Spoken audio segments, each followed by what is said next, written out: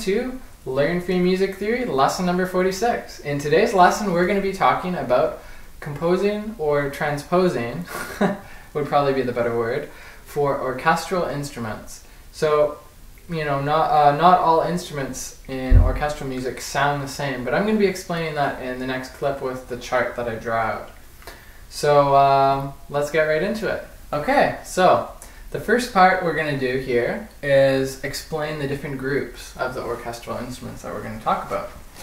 Okay, so first up we have different types of instruments. We've got the C instruments, the B flat instruments, the A instruments, the F instruments, and the E flat instruments. Okay, so copy out this chart, you know, on a piece of paper so you're going to have it, because this will be kind of like your library of the data with this.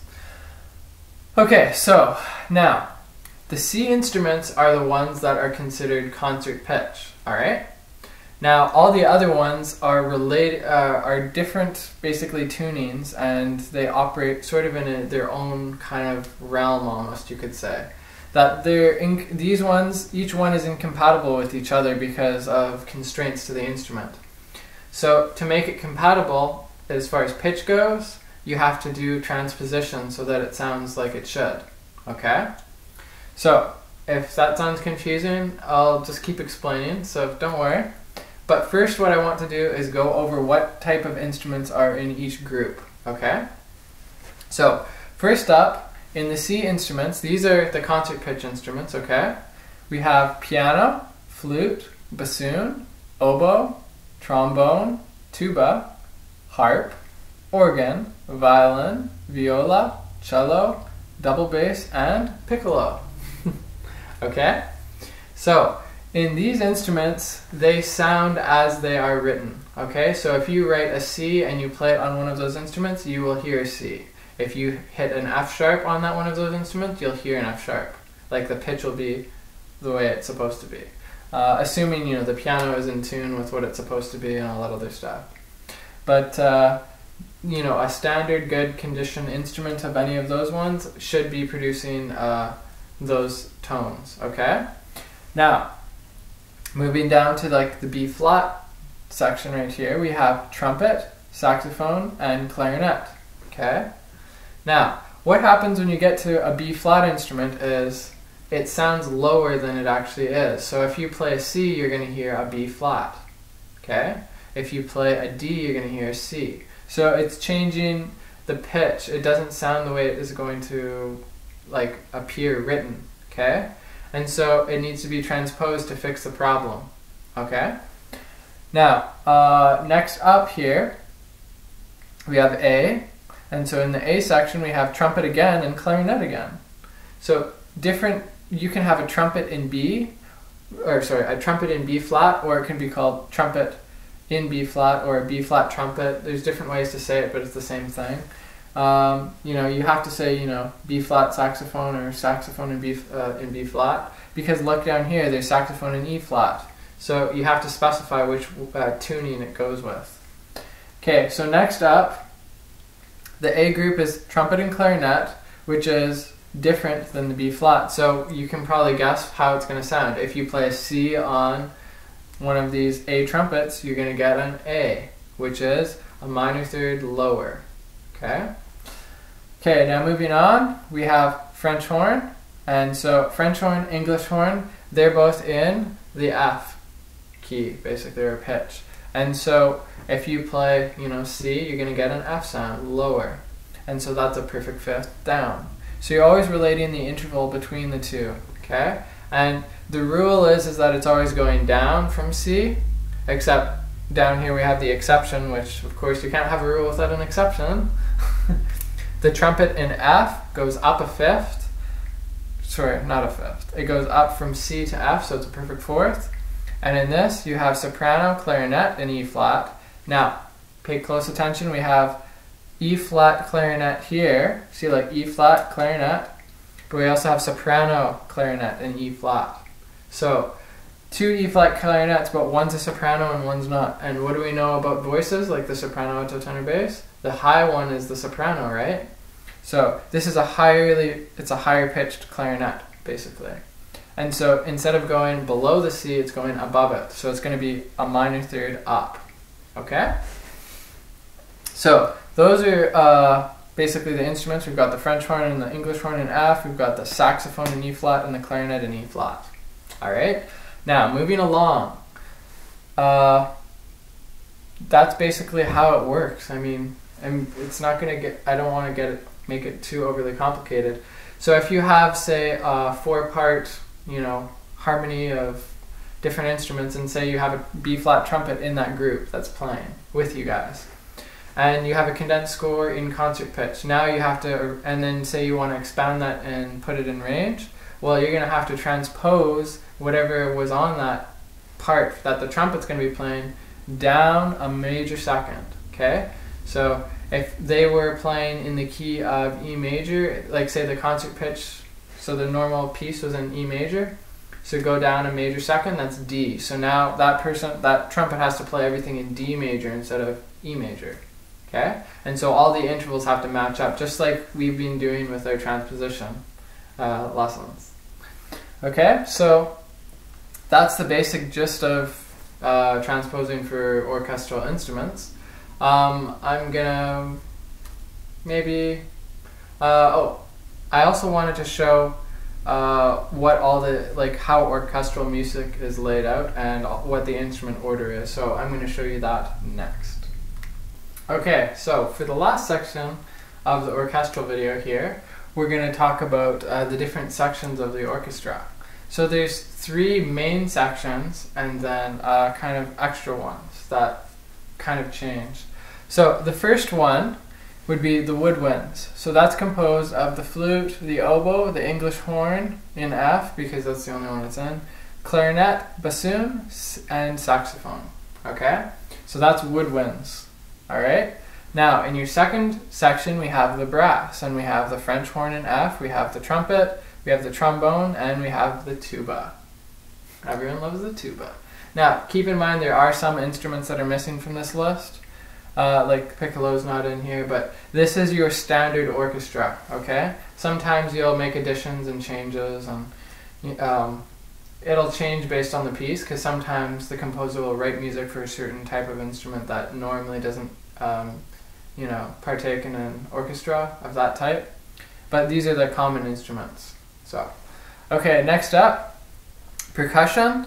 Now, generally, this is like the timpani or things that involve, those gongs that they have that are like gong and like little bells, and there's so many different things that I could describe here if that would count as percussion, so I'm not going to list them all, but anything, where you're hitting something and it's making a little sound like that, that's sort of, I don't really know what the actual technical definition of percussion is, but it's like drums, it's like so many different things could be percussion, but yeah, like even those little triangles that you go ding, that's a percussion instrument.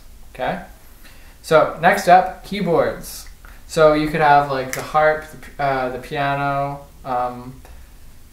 also what else, we've got, I'm trying to think of that one. Oh yeah, harpsichord, that was what was escaping my mind. So the harpsichord, the keyboard, and various other types of instruments, they come next. And then I ran out of room at the bottom here, so I had to move it over here. But this would normally be below, okay?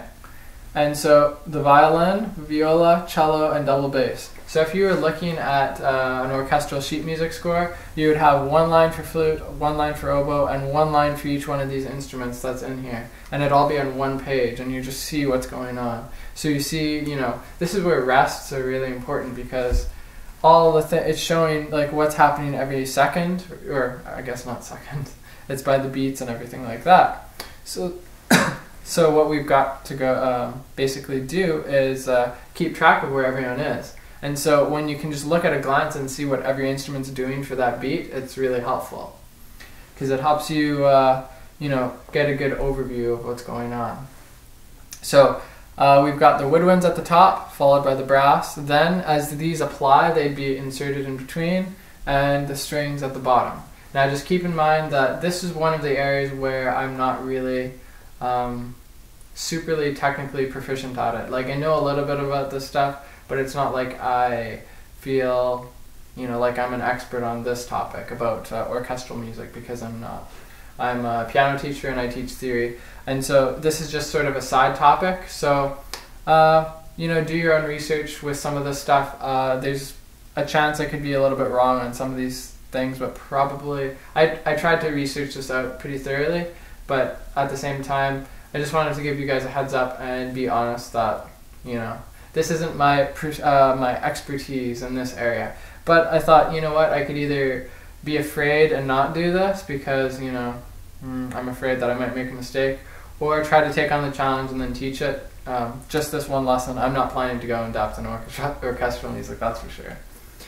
So if you're going to look for that, you're going to have to find some other way to learn it, probably from a college or university and a music program. But anyway, now these strings are going to be below, and so there you go. That's the order, and for each instrument has its own range, but there's so much writing that would be involved in this, and also again I don't want to make a mistake, so I'll see if I can find a link maybe on like Wikipedia or something with the range of the instruments for this topic. And if I forget to put it in the description, just leave a comment and say, Andrew, you promised to put the thing, and then I'll be like, oh yeah, right, okay, and then I'll put it in the description. Anyway, okay, so now let's get on to the homework. Homework. No. Okay guys, so for your homework in this lesson, it's going to be a very good transposing exercise. Alright, it's going to put your transposing skills to the test. So what I want you to do is write out 5 4-bar lines of music. So compose something that sounds nice, okay? And write it in different keys, like C major, F sharp major, G major, whatever. And then you can also write it in minor keys too, because you guys know how to transpose minor to minor as well. And you can feel free to put in accidentals or different rhythms or whatever you want to do. And just try to make it sound nicer and have fun with it. Then what I want you to do is take each one of those lines, so you write 5 different lines of music, and say in this one that you wrote, now you have to transpose this one into 4 different instruments. So keep its original, and then transpose it into, say, like a B flat trumpet, and then like an E flat clarinet, and then different ones like the English horn in F, and so on and so forth. So 4 different instruments, okay? And maybe you can even use some of the exception ones like the trumpet in F, which goes up, and the soprano clarinet in E flat that goes up as well. So you could throw those in as well every once in a while, just so you get used to it. And so transpose each into 4 instruments. So it's basically 5 lines, and then you're going to transpose each one of those and make an identical copy, but just in a different key. And so remember, if you need to, you should go back to the start of the video and write that chart out so that you have something to work with, because it can be pretty intimidating trying to remember like which thing goes where and how long and how far does it go and all those questions, right? So just draw out the chart that I drew at the first clip here, and yeah. Then basically do this, and that should really start getting you in the mind of, okay, I need to move this to a different key so that it sounds good. Now obviously probably not that many people are going to have like a piano and like a B flat trumpet and an E flat clarinet at their house just sitting there that they know how to play. So obviously it's not going to be something that you can actually test out, but I mean if you do have those resources, then that's really cool. But I'm not really expecting it, because I mean, yeah, I've got a piano, but I don't really have like a B flat trumpet or an English horn in F just sitting around in my house randomly. So if I don't and I care about music this much, then obviously not a huge part of the people that are watching this will either. So I know that you're not going to be able to actually test this out and hear how it sounds, how your composing sounded, but just check for transpositional errors like normal, and there you go. So this was a pretty chill lesson. It's sort of like a little extra tidbit. I planned to put in a couple extra tidbits at the end here, because I wanted to give you guys a more I wanted you to come away from the 3rd level kind of knowing that there is more branches to go from here and there's more things to do. So in the next one, I'm going to be covering a little tiny intro, emphasis on tiny, on structural analysis in music. So we're going to get into that. And it's very basic. It's not even close to full tilt. It's just going to be very bare bones. But it's going to show you, oh, okay, so there's this aspect too, and this aspect and this aspect. So that's what the next one's going to be about. So I'll see you guys in that video. Take care. Bye.